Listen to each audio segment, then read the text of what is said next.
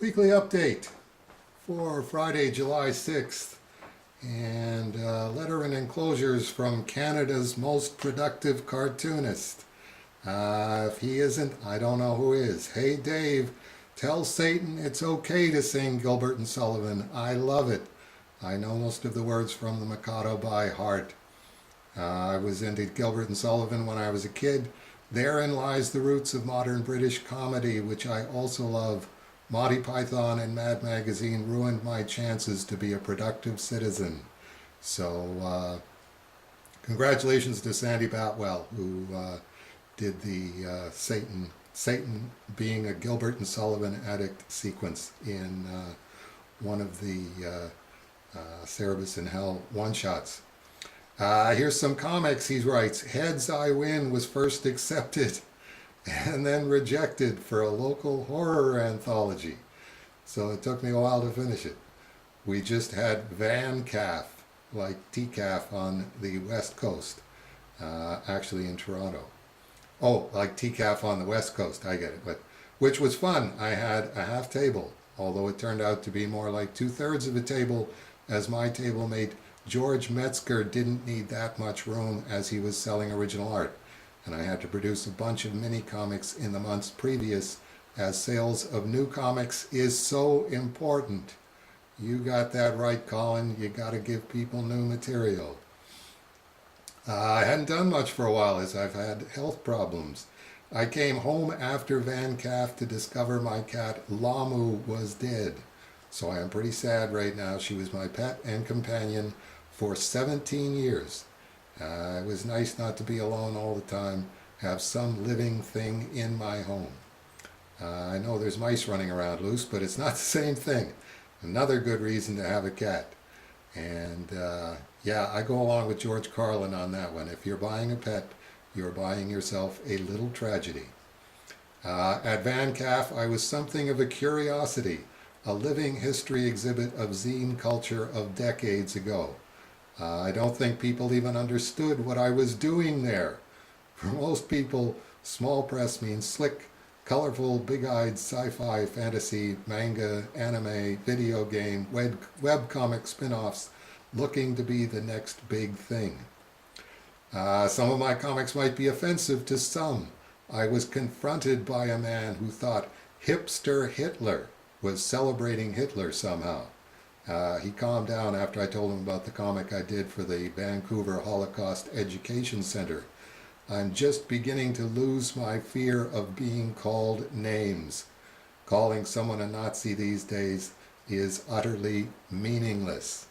Well, I'm not sure that it's utterly meaningless because people still get called Nazis, and as soon as you are, that's it. You're done as far as society is concerned, as Colin and I both know. So Heads I Win, very, very entertaining story. This is digest sized. That's a $4 one. Warning, naughty, nudity, violence, and adult situations, snowflake. I like that snowflake on the end.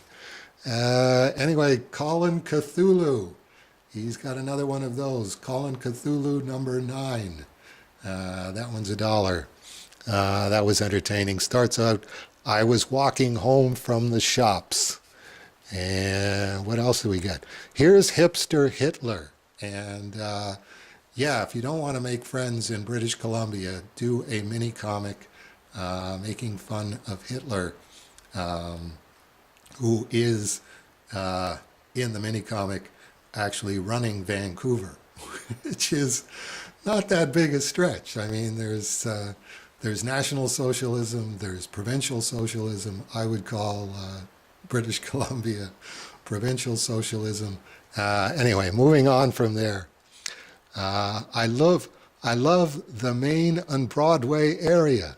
It's perfect, and I cannot wait to destroy it. Heil Hipster. Okay, so you need to have that sense of humor to enjoy that one. Postmodern mini comics number 20. Knock, knock, knock. Oh no. Warning. Okay, I'm going to violate my own rules here. Warning, fucked up shit inside, which is true, but it's actually it's just just fun, just entertaining. It's Colin Upton. That one's a buck. Postmodern mini comics. Self-indulgent comics, number 60, going for 50 cents. Excuse me, I seem to have lost my library card. What's your name, please? And the rest of it is just about as exciting as that. Self-indulgent comics. Monster versus the pop culture nihilists. W2F is going on. I'm feeling threatened.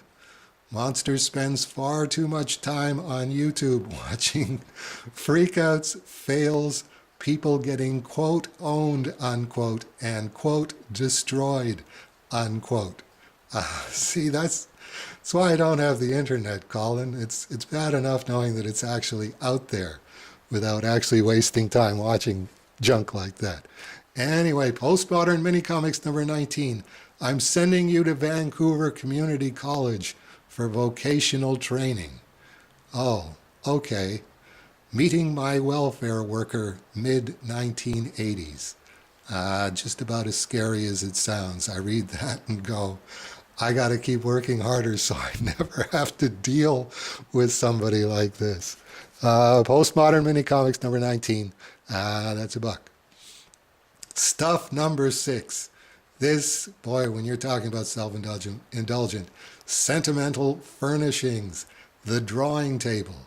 My father bought me this drawing table when I entered art school in 1979. It's on its second protective covering of Borco vinyl. How many hours have I spent here at this table? Ooh, you don't want to think about that. I'm drawing on it right now. And the rest of the mini comic is about the rest of Colin Upton's stuff. So if you've ever wondered about Colin Upton's stuff, there's number 6. Then he's got stuff number 7, sentimental toys.